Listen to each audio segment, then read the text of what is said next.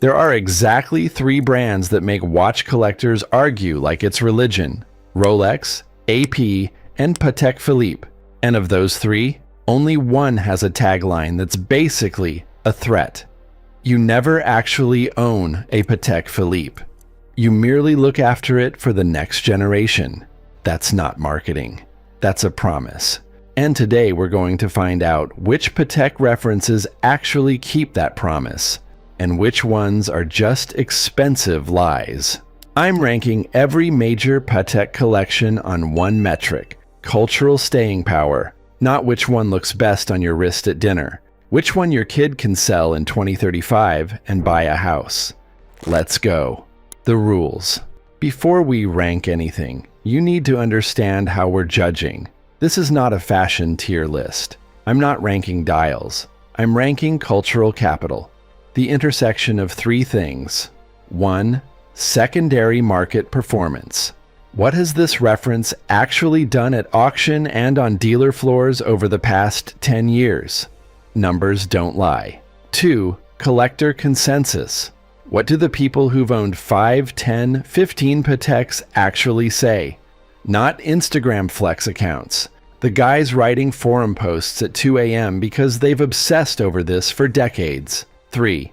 Narrative durability. In 10 years, will people still tell the story of this watch the way they tell it today? Hype fades. Stories compound. There are roughly 40 active Patek references across all collections. We're covering everything that matters. Some of these rankings will make you angry. Good. If you're not at least mildly offended by one placement, I didn't do my job. Let's build the tier list. S tier, the untouchables. S tier. These are the references that transcend watch collecting. You don't just own these watches, you join something. 5711/1A, the Steel Sports Patek. Let's start with the watch that broke the internet before breaking the internet was a thing. The 5711 in steel, 40 millimeters, horizontal embossed dial, integrated bracelet. Reference 5711/1A-010, the blue sunburst version, is the single most discussed watch in the modern secondary market. Here's what makes it S tier and not just A tier. Patek discontinued it in 2021. That's the official story. The real story is that Gerald Genta's Nautilus silhouette, which was designed in 1976, became so culturally dominant, so wanted by every hedge fund manager, every tech founder, every celebrity who suddenly decided watches mattered, that Patek pulled it to protect the brand. Think about that. They killed the most in-demand watch in their lineup because demand was becoming embarrassing. Secondary market. The blue dial 5711 was retailing at roughly $34,000 before discontinuation. At peak, gray market premiums pushed it past $100,000. Auction records have it clearing $150,000 plus. Even as hype has partially normalized, it consistently transacts in the $70,000 to $90,000 range on the secondary market. But here's the real data point that locks in S tier. It didn't crash. Every other hype watch we've seen this decade went parabolic and then collapsed 60 to 70% when the bubble deflated. The 5711 settled. It found a floor. That floor is roughly 2 times retail. That's legitimacy. Why? Because the story is too good. Sports watch, steel, integrated bracelet, discontinued, one of the most beautiful dials ever made. That narrative doesn't erode, it compounds. The 5726 deserves its own second. 5726A, the Annual Calendar Nautilus. Most people know the 5711. Fewer people know the 5726. That's exactly why it's here. The 5726 is the Nautilus Annual Calendar. Same integrated bracelet DNA, same Nautilus case, but with the PP Annual Calendar complication, which is one of Patek's genuinely proprietary innovations. This mechanism reads the difference between short and long months automatically. You only need to adjust it once a year, on March 1st, because no other month to February has fewer than 30 days. It's not a gimmick. It's one of the most practically useful complications in watchmaking. Secondary market on the 5726A has been remarkably stable, typically trading at 1.5 times to 2 times retail on the gray market, even before its own discontinuation. It never got the same screaming premium as the 5711 because it's more expensive at retail and slightly less legible to someone who just wants to flex a Nautilus. But among collectors who understand what they're looking at, the 5726 is more impressive than the 5711. It's harder to make, it costs more to service, it does more, and it's rarer. In 10 years, the 5726 will be studied the way vintage reference 2499 perpetual calendars are studied today. Underappreciated in its moment, obvious in hindsight. S tier. Grand Complications, the Sky Moon Tourbillon. Reference 6002/5002. Now we leave the sports world entirely and enter a different atmosphere. Patek's Grand Complications aren't watches. They are arguments. They are the brand's answer to the question, how complicated can a mechanical object be before it becomes illegible? The benchmark piece here is the Sky Moon Tourbillon. References 5002 and 6002. Double-faced. Front side. Tourbillon. Minute repeater. Perpetual calendar with retrograde date. Flip it over. Celestial chart of the northern hemisphere sky. Moon phases. Sidereal time. Retail price around $1.3 to $1.6 million depending on configuration. Secondary market consistently transacts above retail. At Christie's Geneva, a 6002G in white gold cleared over $2.1 million. These aren't bought and sold. They're transferred between serious collectors. Now you might ask, why does an object this expensive matter for our cultural value framework? Almost nobody can buy it. Almost nobody will ever wear it. The answer is that Grand Complications function as the entire brand's proof of concept. Every Patek you buy at $30,000 or $50,000 is implicitly backed by the fact that somewhere Patek is building a watch that could take a master craftsman 6 years to assemble. That's the halo. You're not buying the complication, you're buying the brand that can make the complication. And the Patek Grandmaster Chime, reference 6300, 4 faces, 20 complications, sold for $31 million at charity auction in 2019. The most expensive watch ever sold at auction, ever. That is the cultural ceiling of the entire watch industry. Patek owns it. Grand Complications, S tier, definitively. A tier, the smart money. A tier is where the smart money lives. These are the watches serious collectors point to when someone asks, what's a better long-term hold than the 5711? Aquanaut, the living reference. Let me tell you the Aquanaut story, because most people get it backwards. The Aquanaut launched in 1997. It was designed for a younger buyer. Integrated bracelet, rubber strap option, more casual sportiness versus the Nautilus. For most of its life, it lived in the Nautilus's shadow. Second-tier sports Patek. Then 2 things happened. 1. Patek launched the Aquanaut travel time reference 5164, which added a second time zone via a pusher. Genuinely elegant complication, still wearable. 2. When Nautilus demand went insane in 2019 to 2021, buyers started paying attention to everything Patek made, and they found the Aquanaut. The 5167A in steel with the khaki/brown strap was retailing at roughly $21,000. Gray market ran it to $40,000 plus. The 5168G in white gold with tropical green dial became one of the most photographed watches in the entire hobbyist ecosystem. What keeps Aquanaut in A and not S? It's still in production. Premiums have normalized. And the design language, while distinctive, doesn't have quite the same mythological status as the Nautilus. It's beloved. It's not yet legendary. But here's the A-tier argument. If Patek discontinues the Aquanaut the way they discontinued the 5711, everything I just said becomes a floor. Smart money holds. Calatrava, the purist's weapon. If Nautilus is Patek's cultural megaphone, Calatrava is its soul. The Calatrava traces directly back to 1932. Reference 96, round case, clean dial, minimal indices, leaf hands. It defined what a dress watch was before the category had a name.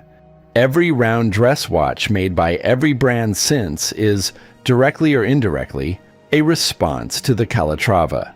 For investment purposes, the Calatrava plays a different game. It doesn't pop on gray market the way sports references do, but it does something arguably more important.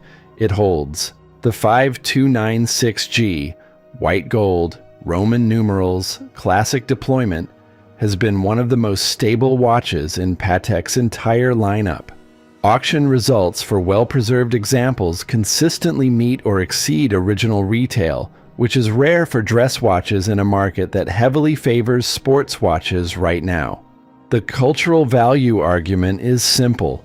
Design classics don't go out of style, they cycle back. We are in a sports watch super cycle right now. The people who are buying Submariners and Nautiluses in 2024 will, in 10 years, start looking for something more considered. Calatrava is waiting for them. The 6119 series, launched in 2019, updated proportions slightly, and added a new case back, still firmly in A tier. Reference 5153 with the hobnail bezel. Also A tier. The cloisonné enamel dial Calatravas. Those slip quietly into S depending on execution. Annual calendar references 5396/5205. The annual calendar complication is arguably Patek's most underappreciated invention. In 1996, they patented a mechanism that automatically accounts for months with 30 or 31 days, requiring only one manual adjustment per year. Before this, you had a choice: full perpetual calendar, extremely complex, more expensive, harder to service, or simple date, manual every short month. Patek invented a practical middle ground. The 5396 is the flagship expression of this in a round case. The 5205 does it in a sportier round case. Both are in active production. Both sit at reasonable price points by Patek standards, roughly $40,000 to $55,000 depending on metal. Secondary market performance is solid without being spectacular. These don't run at massive premiums, but they don't fall off either. What they represent is value density, more complication per dollar than almost anything else Patek makes, from a brand at the absolute summit of the industry. The collector consensus: if you could only buy one Patek as an introduction to the brand and you can't find a 5711 at retail, the annual calendar references offer the best balance of complication, wearability, brand prestige, and secondary market durability. A tier, all day. B tier, the entry door, 1030 to 1330. B tier is where we have to be honest about something the watch industry hates admitting. Not everything with a Patek logo on it is a smart buy. These watches are genuinely excellent, but they have limitations. Entry-level Calatravas, 5119/6006 yellow gold dress watches are having an identity crisis in 2024. The entry Calatravas, 5119, older 3919, are priced in the $15,000 to $25,000 range and represent on paper the affordable way into Patek. And they are beautiful watches.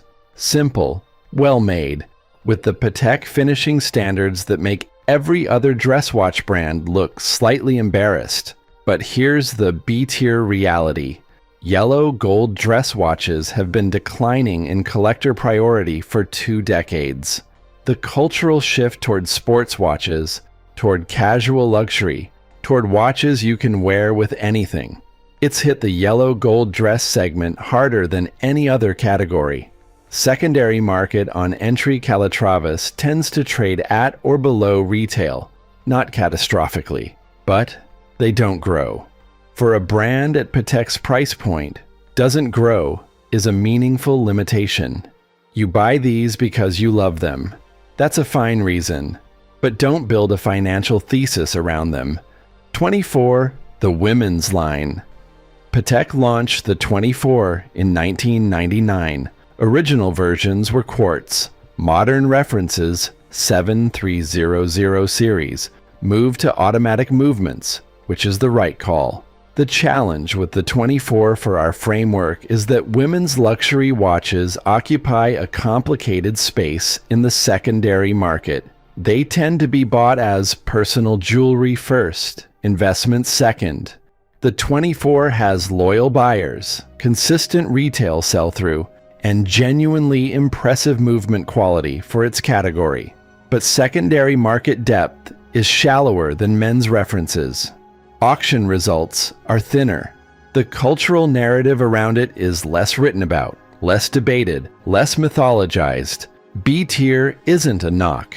It's an acknowledgement that the watch world's secondary market infrastructure, as it exists today, favors men's sport and dress references in ways that affect the numbers. Complications, chronographs, 5170/5172. This one might surprise people. The Patek chronograph, specifically the 5172, is in B tier, and some will argue it should be A. Here's why B. The modern chronograph market is genuinely crowded. Rolex Daytona, Lanka Datograph, AP Royal Oak Offshore, Zenith El Primero. There are competing narratives at every price point. The Patek 5172 is technically superb. The CH29-535 PS movement it uses is one of the best manually wound chronograph calibers made. But at roughly $70,000 plus, it competes against references with more cultural hooks. Where Patek chronographs become S/A tier is vintage, reference 2499, reference 1518. Those are the most contested lots at every major watch auction. But modern chronographs don't yet carry that weight. Give them 30 years. They'll be right. C tier, the trap buys. C tier doesn't mean bad watches. C tier means the investment thesis doesn't hold. And you need to know that before you write the check. Gondolo. The Gondolo is one of the most historically interesting Patek references. It references the Gondolo and Laborio era of the 1920s and 30s, when Patek made rectangular Art Deco watches for a Brazilian retailer. Genuine history, beautiful proportions. The problem, rectangular case watches have one of the weakest secondary markets in luxury watchmaking. Rolex doesn't make one anymore for a reason. Ap's rectangular references don't move the needle. Cartier's rectangular pieces, Tank, Santos, are the exceptions, and they work because Cartier built its entire brand identity around them. The Gondolo is a specialty item for a specialty collector. It doesn't appreciate. It occupies a case shape that the market consistently deprioritizes. Beautiful, yes. Buy for love, not for value. Ellipse. The golden ellipse is a design masterpiece. The golden ratio applied to a watch case. Literally. When Patek launched it in 1968, it was a genuine design statement. In 2024, it's a niche item. The market for ultra-thin, small, horizontally elongated dress watches exists, but it's narrow.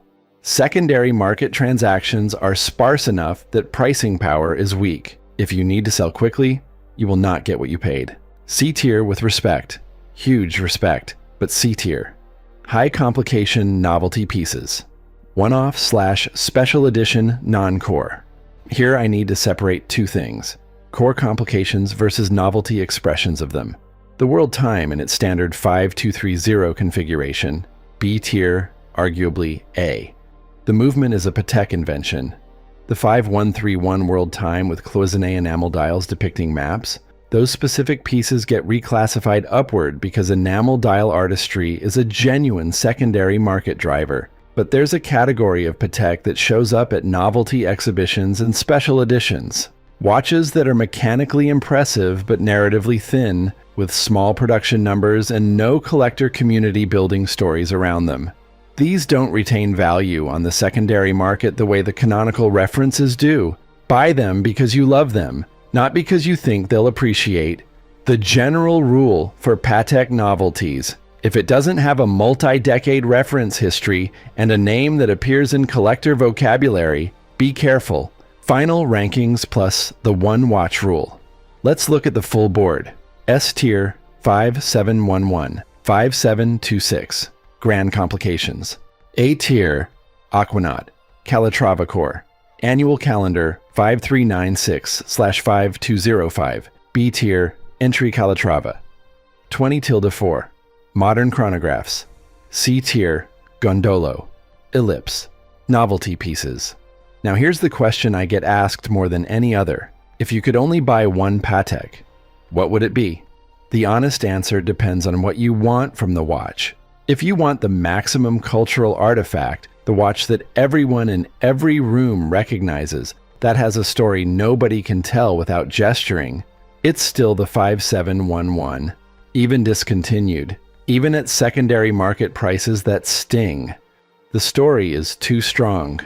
If you want smart value density, the watch that serious collectors respect and that punches above its market weight, it's the 5726 or the Annual Calendar 5396. You're getting genuine Patek craftsmanship, a proprietary complication, and a reference that the market hasn't fully priced in.